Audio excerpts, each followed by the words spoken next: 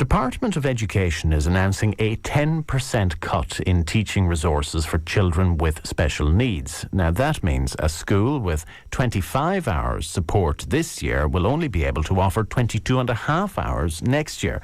But unless you have a child with special needs, the impact of those changes might not be entirely obvious to you. So in a moment, we'll hear from Kinnegad native Noreen Flynn, who is president of the Irish National Teachers Organisation. But first, Orlaith O'Reilly from Portlaoise will paint a picture for you as to why SNAs are so important to her.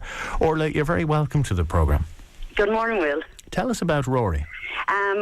My son is Ruairi. He's 6 years of age. He attends at the moment Ratheniska National School, and that's a mainstream 100% with a full-time SNA. And what are his needs? Well, Ruairi is on the ASD spectrum, so he would have communication needs. So really, he's 6 now. He doesn't have, well, he's really only starting to get some words now. He can't really be understood, so he uses a Grace app on the iPhone for talking. It's like a PEC system. He'd also have sensory issues where, you know, if everything just got too much for him, noise, people, that can be huge for him. Right, so overload. Have a meltdown, overload, exactly, yeah. So, and there would be safety issues as well. So Ruairi wouldn't have the same awareness of safety as other children. So in the sense that he mightn't be aware of cars, or he wouldn't be aware of cars at all. No. Right. No. So therefore, he needs to be watched and monitored very closely. He would need to be watched and monitored very closely. Yes. So, from a practical point of view, in school, what happens to accommodate those needs?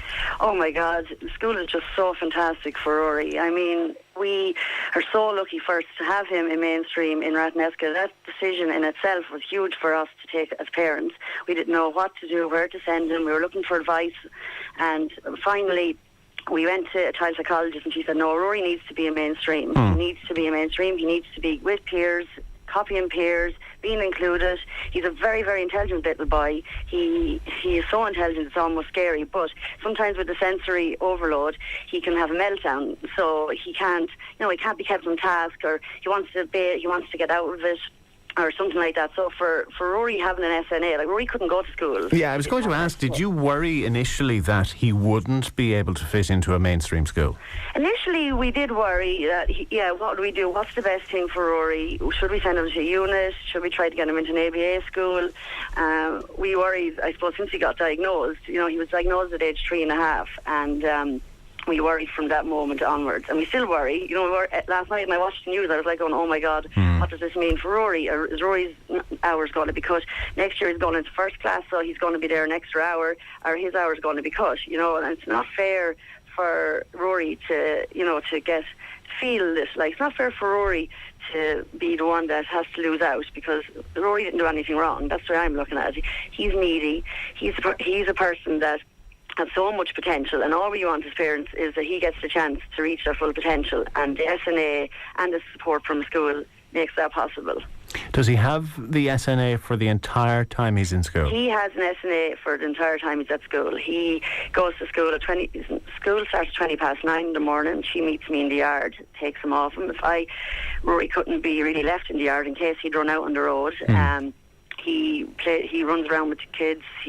And the kids are fantastic out there. They bring him on with them, and sometimes he just wants to be on his own, but he's a good kid, you know, and he's a kid that loves being included. So he knows that I'm going to school with my brother. His brother's in junior infants. The two of them are going out there. He knows that the days that Oren's sick or he's sick, he's not going. You know, he understands everything that's going on. So it's so important that he has this chance to be in mainstream. Okay, it sounds like the system is working, that through the care of the SNA he is able to integrate.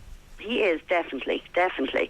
And no mother wants, at the end of the day, no mother or father wants their child to have an SNA. Who does? You know, we all want an ideal world where we don't have to worry about things like SNA, but unfortunately the ideal world isn't out there for us.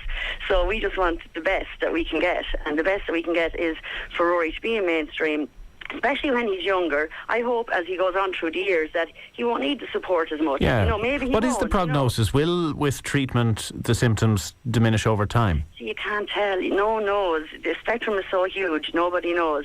So, like, I see Ruairi improve him all the time. Like, he's been in Ratheniska, and oh my God, the difference in him. His language has come on so much. He's socially, he's watching what all the other kids are doing. He's wanting to be a part of it. So that kind of translates then into the home environment. When he comes home from school, he wants to go out on the green and look at what the kids are doing. And if he wasn't in school, surrounded by that all day, he wouldn't have that. He wouldn't have that information to process in order for him to go on and play with other kids. Even though he doesn't play, he tends to watch them and maybe run sometimes with them or go on a go-kart or whatever. But for us, we just think it's invaluable. The difference in him, it's so hard to describe, but the difference in him in mainstream is just unbelievable. It really is unbelievable. Like, he's doing things like, we bring him horse riding, he's doing things like he's wanting to be a part of things an awful lot more. That's great. Whereas before he was more interested in being on his own, watching telly, going on the computer, but now there is a huge difference, and we would 100% say that's down to him being a mainstream with his SNA. Definitely. Okay, well, I think you've established very clearly that Ruairi couldn't be in school without the SNA. He couldn't. If there was a cutback in the resources and the hours were reduced by 10% or whatever means they want to reduce them by, could Ruairi be left without an SNA for, say, an hour a day or for a certain period of time? See, that would be I don't really know how it'll affect me at the moment, okay? But if my problem or my worry would be, if Ruairi was left for that hour, he would drift, or he would get up, he could wander around the classroom, he could, stuff like that. He wouldn't be constantly on task. It's hard for him to stay on task. He needs a reminder, no, Ruairi, sit down, no, Ruairi, but for him to lose that support, oh God, it's just, and then next year you say, then is there going to be another hour the following year and another hour the following year? Once it starts, it's like a roller coaster, and you don't want it to start at all. Like, you want a professional to be able to come in, a child psychologist, and say and watch and speak with the teachers and the staff, and then decide, maybe he doesn't need as much support this year. But it's not for somebody to come in and say, we've decided he doesn't need as much support, without looking at an individual cases, because the cases are just horrendous out there. Like, Ruairi can't write, so it's just he would use a computer, that way. It's just like, it's horrendous. Like, the cases are so different, and he needs all that support in order to reach his full potential. Okay, Orla, stay there for a moment, if you will, because I want to bring Noreen Flynn, the president of the INTO, into the conversation. Noreen, good morning. Good morning, Will. Now, Ruairi is one of many children here in the Midlands, and his story will echo with a lot of parents. And they're probably all wondering, as Orla is, what will happen next year? Yeah, well, I think Orla has outlined very clearly the stress that this is causing for parents. And as she said, it's not an ideal world, and children with special needs need adequate support. Like the SNA and resource hours, which is another huge area within the circular, have been recommended by the experts in their fields, the psychologists, psychiatrists and speech therapists, and they wouldn't recommend them if they weren't required. So, this is just an example of the most vulnerable being hit again, where these children are being asked to pay the price for the economic crisis that the country is experiencing. And this is, in fact, on top of the removal of 250 teachers to help children for whom English is not their first language, and 600 resource teachers who work with travellers, and 50 teachers who attend to children that are experiencing disadvantage in rural areas. Okay, and that's the big macro picture across the country, but have teachers and principals been given any detail yet as to how they are to manage within their own resources next year this 10% cut? How will it affect them? Well, we haven't actually been given any detail. The circular issued yesterday, but we do know that, for instance, where a school had 20 hours, they will now have 18 to give support to children. And this obviously is going to affect the most inclusive schools that have been very open to taking in children with special needs. And it's not alone those children that will be affected, but every child in a class will be affected, because these children happen to be in the most overcrowded classrooms in Europe. But is it practical to say we're simply cutting the hours by 10%, so that, say, taking Ruairi just as an example, that at the moment he is accompanied for the entire period that he's in school, but from September there may be a half an hour a day or 45 minutes, whatever it is, where he'll be on his own. Is that practical? Well, I mean, the reality is this is a number crunching exercise. So you have to marry that with the human situation. The school in this situation is going to have to make a provision different to what they would have been doing that last year. And in any terms, this can be viewed in no other way but as a cut. But what is your view then as to the best approach, the lesser of two evils? Is it to withdraw maybe special needs assistance from a certain number of people, or keep the same number of people served by special needs assistance but for less time? Well, the reality is going to be, Will, that next September in a school, the service of an SNA that has been provided to children heretofore cannot be given at the same level.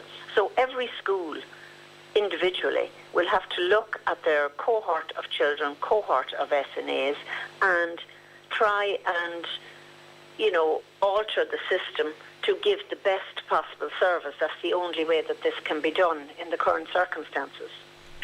So it will be a matter for the individual school management to decide then? It will, because every situation is different. Like, as Orla outlined, Ruairi has very special needs and obviously has a major requirement with regard to an SNA.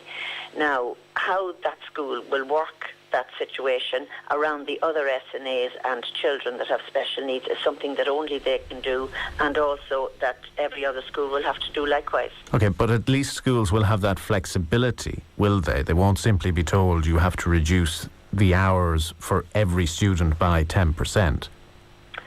Well, they will have a certain amount of flexibility, but the overall reduction will be 10%, and how that pans out, as I said, will be specific to each school, but it will be felt in the school. It'll be felt by every child in the school.